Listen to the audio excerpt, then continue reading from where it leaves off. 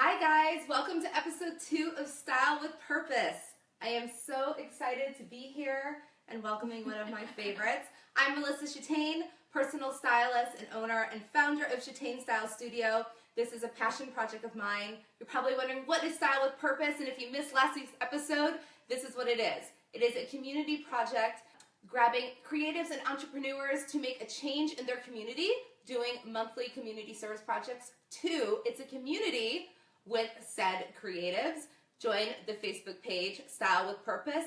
And 3, it's a weekly live talk show where I interview creatives and entrepreneurs about their struggles, successes in their creative space or closet, and hopefully inspiring you to live your life in style with purpose.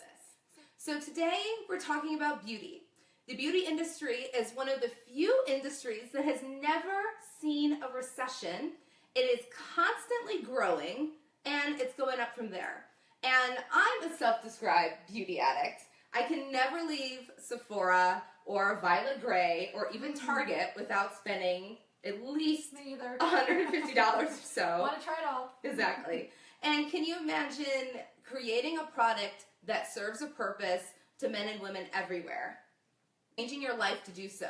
I mean, literally changing your career path to create a startup that changes everyone. Just want to make sure. Okay. This is what happened. So this person did, and her name is Dana Ward. She is a longtime friend of mine, which is incredible, and I'm welcoming her on the show today. So Dana did so. She was a host and beauty expert for years. You may know her from CLEVVER TV. She was executive producer, and basically her and Jocelyn Davis were those two that were the face of CLEVVER for years, interviewing everyone from Selena Gomez and Zac Efron when they were like Oprah. They were little. She was mic drop. Yeah, mic drop. Yeah. I mean, she was everywhere. You've seen her on every red carpet. You would know her from Extra, beauty expert everywhere, and she changed her career path to create this startup and has killed it. You may know her company, Preheels, a foot spray that essentially prevents blisters, and sold $2 million in the first 7 months. Kind of incredible. So I love you. Did your research. I did. Thank you. I know. Appreciate it. I know. It's kind of here, fun hearing someone else talk I about it. know. It's kind of amazing. Yeah. Okay. You were at CLEVVER for quite some time. Yeah. Over 8 years. And you always wanted to be a host. Yeah. I mean, I studied broadcast journalism. I grew up watching the Today Show every single morning while I was getting ready for school. And that was the path I wanted to take. I knew I wanted to be a producer. I wanted to investigate things that were happening in the community and nationally.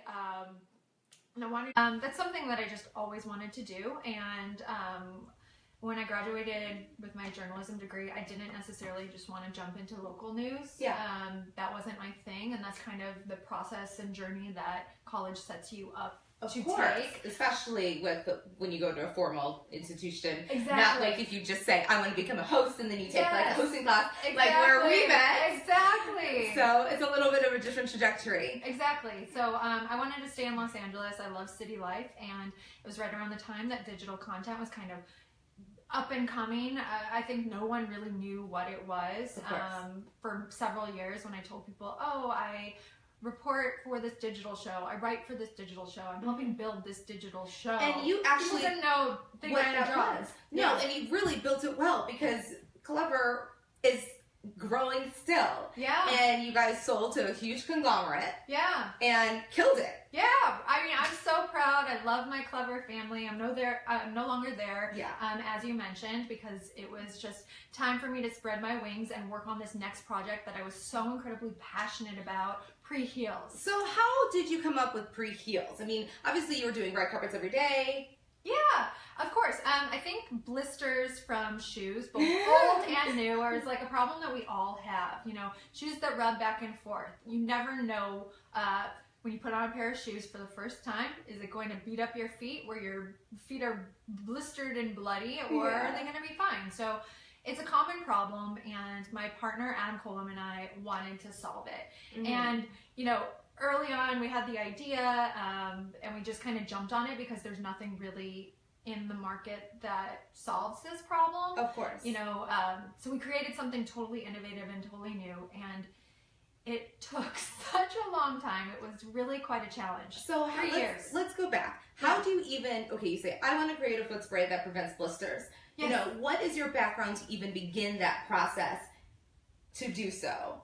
I mean, like, as far as Adam's expertise, I know that he's involved a lot in the oncology cancer world. So, like, how did that even merge? You're a host, he's this expert. Like, how does this even happen? Well, I think that's called being an entrepreneur, right? Like, you might have different skills and tools that will allow you and help you to create something new. But at the end of the day, there's no rules, there's no protocol, and you just have to research, and figure things out for the first time almost every day.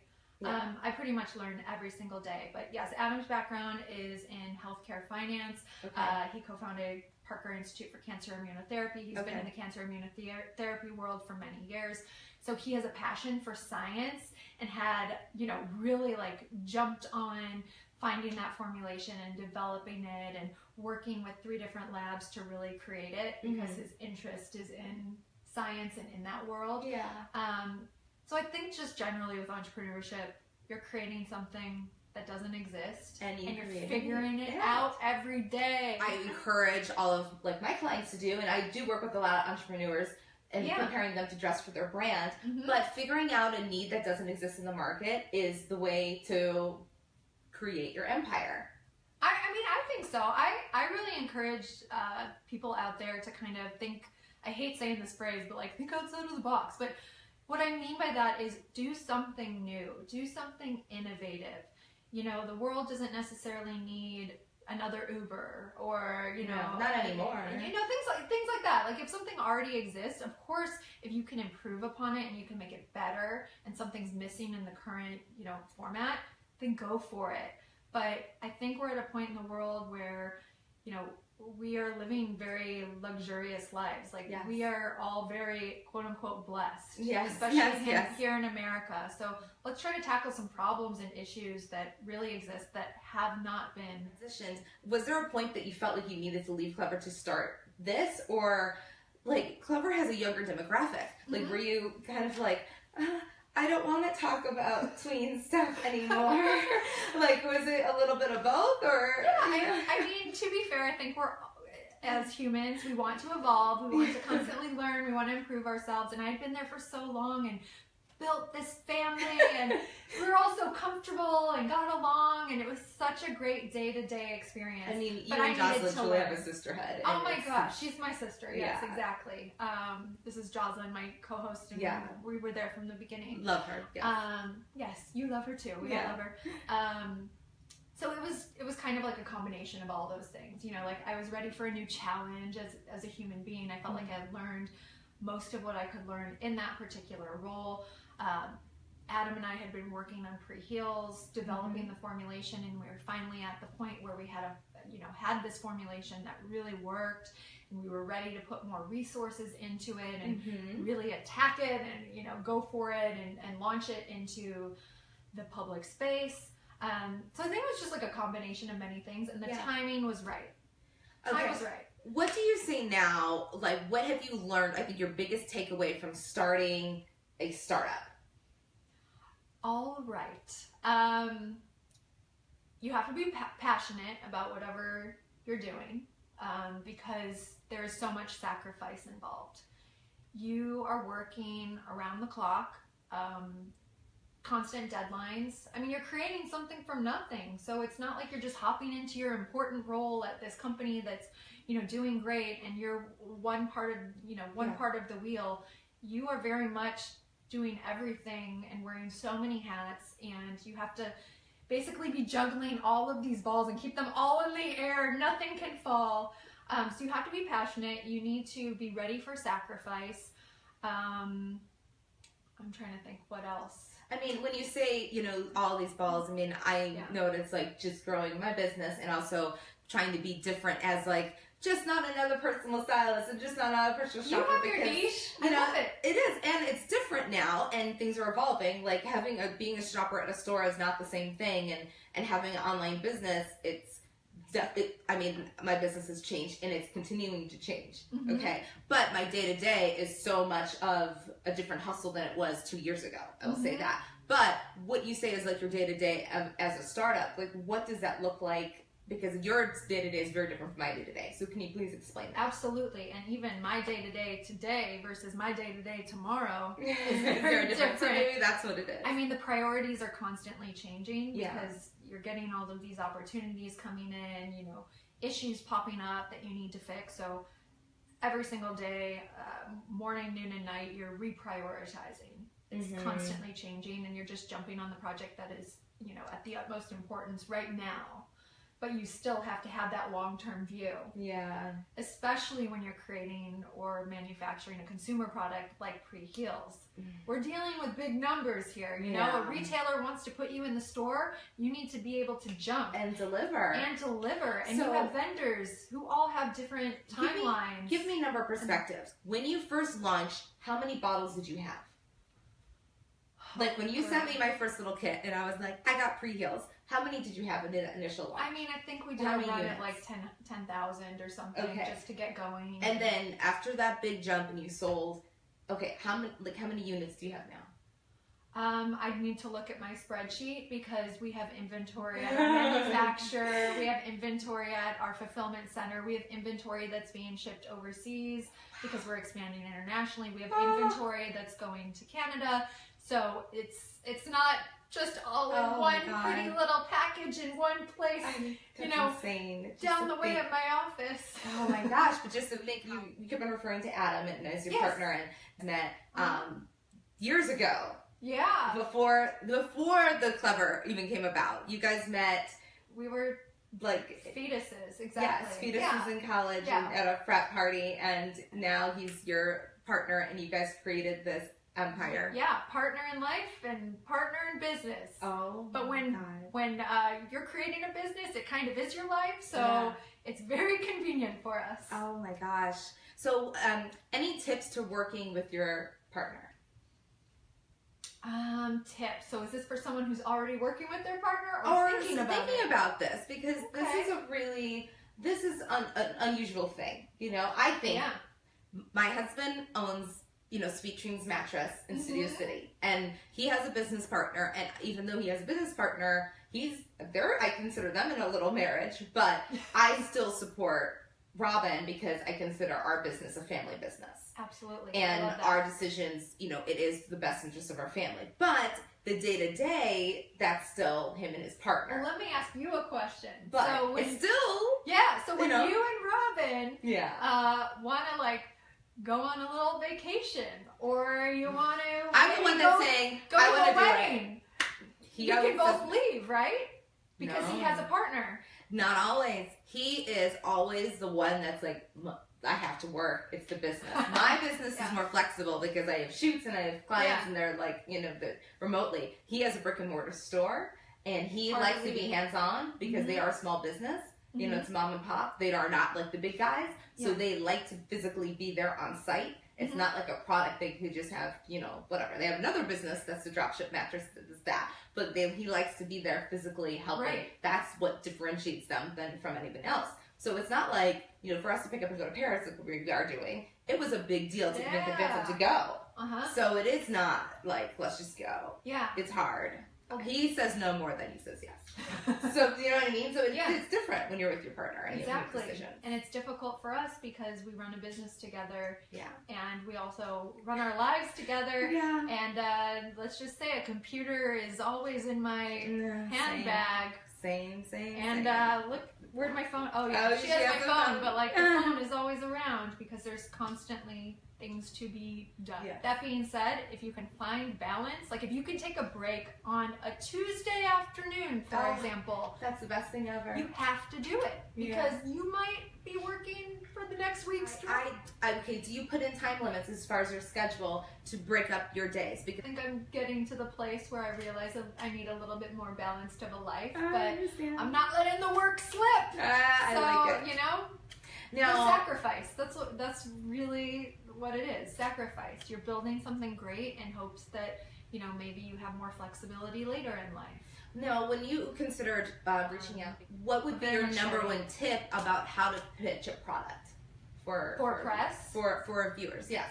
For someone who has a new... Well, do your research, of course. Make sure you're contacting the person who's actually going to write or report on this. Yeah. Don't reach out to just someone who you're a fan of just because, and they cover, you know, politics. It's not going to make sense. It needs to be fitting for your brand and your for niche.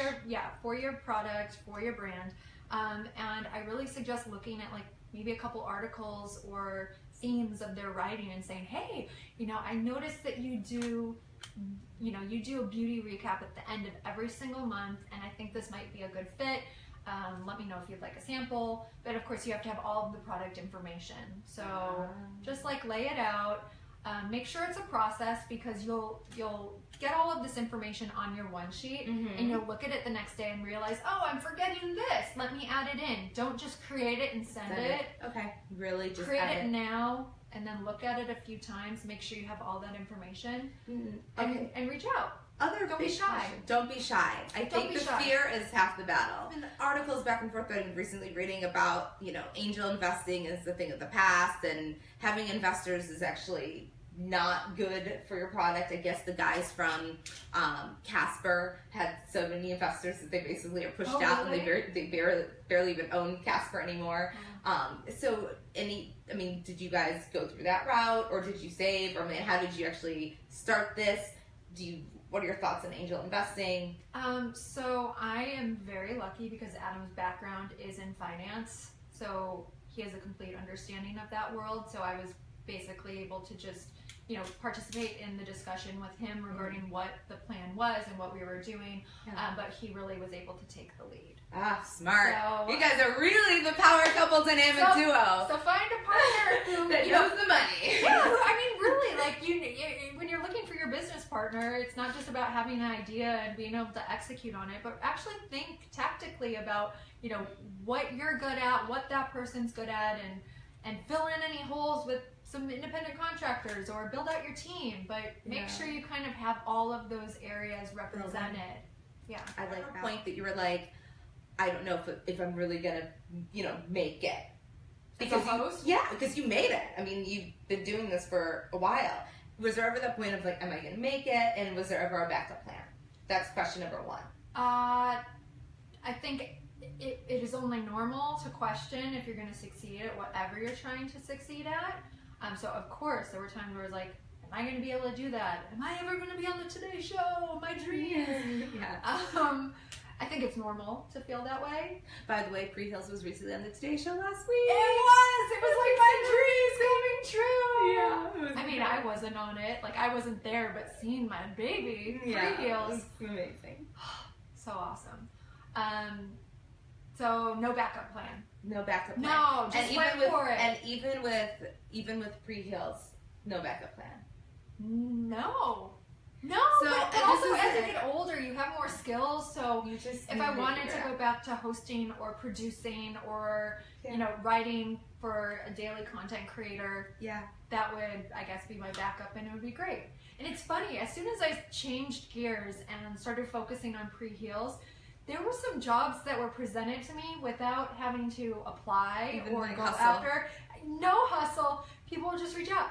Hey, I thought of you for this, and I thought it would be really cool if you'd like to do this. And for me, if I can find the time and something's really like a very cool opportunity, I want to make it happen as far as on camera and producing is concerned. Of course.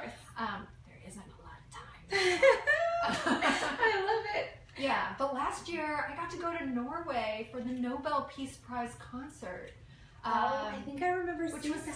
fantastic. That's so powerful. Wow. Yeah, it was really neat just being there for such a prestigious event and celebration. Wow. So where do you see yourself in 5 years? Oh my goodness. Let's see. 5 years. Well, I hope Preheels has expanded into retail. Mm-hmm. We're already doing that right now. Lots of talks happening. Okay. And we're expanding internationally. But in 5 years, I would just like to see Preheels at, you know, all these stores and available and a part of men and women's everyday beauty routine. Yes. So that and I will feet say are healthy. Let's have healthy feet. Well, I will say that I use this on set. I just did a huge shoot this weekend and used it on my model and for the cover it'd be out for CV Lux magazine. Really stoked about that. And when I was in Europe for a honeymoon, I was tweeting about it and I sent some pictures. My husband and I used it when we were sightseeing all over Paris and it saved our feet like the whole trip. And he loved it. He was, this is amazing. I didn't have any blisters because he was freaking out his new Barbados shoes and it saved us. So guys love it. Women love it. Yes. Models love it. Even though it's called Preheels, it's really pre-shoe. Pre-shoe. You can wear it with any type of shoe. It's for men, for women. You know, wear the shoes you choose. Basically, you shake it up, you spray it on your skin wherever you get those hot spots where your shoes rub back and forth. Yeah. It dries, forming a clear, durable barrier that blocks friction.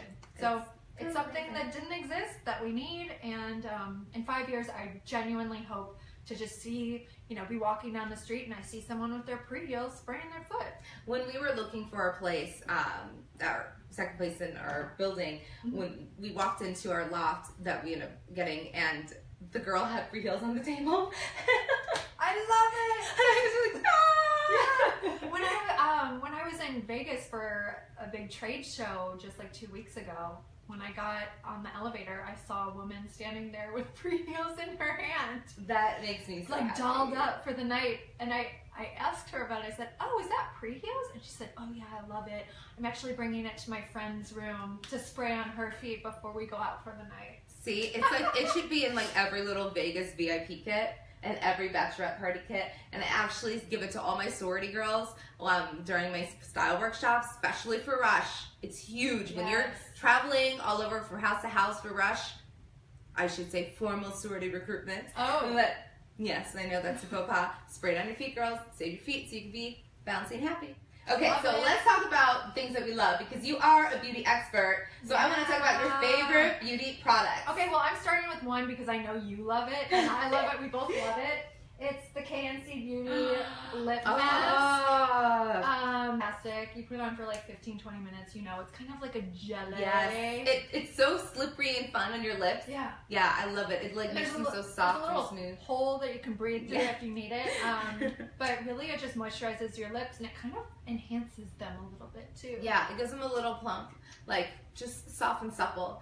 It's amazing. I love it. And they're like 5 for $25 on I think Sephora.com and Violet Gray. Yeah, Violet Gray. That's the other one. Yeah. KNC stands for Kristen Noel Crowley. I met her. She's awesome.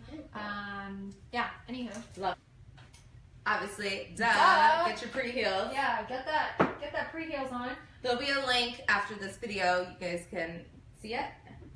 Also speaking of lips, I guess I'm a little lip obsessed, but look at those lips. Look at gorgeous. I know. I really went all out for this. I love it. Just for you, girl. Thank you. This face doesn't see makeup when I'm just working at home. But anyway, the lip scrub, Sarah Happ. She's also an amazing female co-founder or founder of this company. Yeah. It smells so good. Let me smell this. She has a bunch of different scents. Oh wow! You barely need any. Just put it on your lips. I love a good lip scrub. Scrub it around, wipe it off with a washcloth, and you're good to go. I think every person out there needs a signature fragrance. I have spent my entire life looking, and I recently found this on a press trip to New York for Preheels. This is Perfume de Marly. I don't know if you want to smell it. This is their newest fragrance. Yeah, it's fantastic. I don't like very many perfumes or fragrances, but this. Oh my god, this is so light and sexy and like feminine. Oh, I want to bathe in that. So good. Oh my gosh. That was an investment for sure. Ooh. Sorry, we're just like going through What's the price point on that? That's like luxurious. It was sick.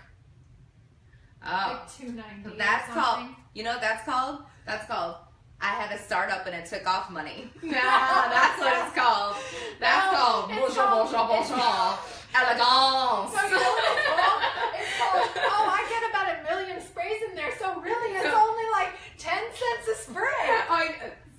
Whatever. Break it down. You know what? Break it down. Hello. You know what that's called? I just walked over New York, and I'm going to treat myself money. Treat myself. Elegance. Elegance. Yeah.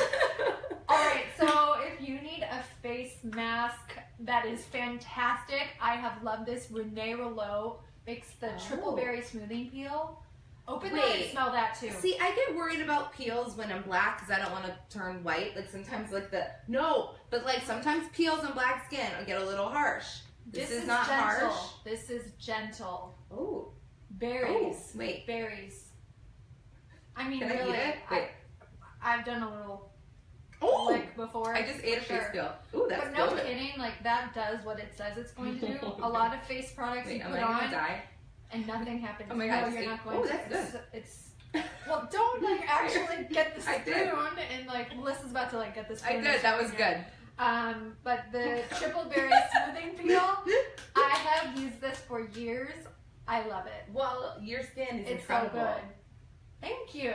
What is it? Love, happiness, and that berry peel. And the berry peel, exactly. Adam, good job. Trying to get sleep, but you don't get it. So what do? You wear sunscreen. Oh yes, you have to take care of everything. So I'm really passionate about ingredients in products. Yeah. I think generally as consumers, we don't necessarily know what we're putting on our skin, and also there is no real regulations in skincare, even though they say there is. There really isn't. You have to read everything. You have to trust the company knows what they're doing, and they're working with wonderful professionals. French company. I love them. I love them too. I love them. And also, just like from a brand perspective, you have to be careful what claims companies are making as well. Like, just because it's natural doesn't mean it's good. You know, do your homework. But this was tested by Consumer Reports. They put products, technologies, all sorts of things through through tons of testing. This was a top recommendation, and it actually works. I might have to get that. One more thing, some dry shampoo. Have you ever used this one? I use the Jen Aniston stuff, the other stuff, the the one that she used to endorse, the gray bottle. I don't use this one. Oh, it smells really good. It's good for texturizing as well. Oh, that one does smell good, but I use the other one from Sephora. I mean, but I like that. I think that with dry shampoo, I need the dry shampoo. It became so popular, it became a must-have for a lot of people that now there's it's kind of so many products out there. Yeah. But I really like this one. I like this, and Aveda actually is coming out with a hair perfume, which I actually think is important because we put perfume on our bodies, but sometimes the hair stinks, and so it's to have. And I love Aveda products because they're like so. I'm excited to have that. I need a little bit of both. Yeah. Ooh, I didn't know that. Yeah. And then this is just like a random fun thing. I found it on Amazon. No, I've actually, this is very good for it. It's the essence. Yeah, the essence. You just it's good on planes. Definitely I have a little one when I travel. Too.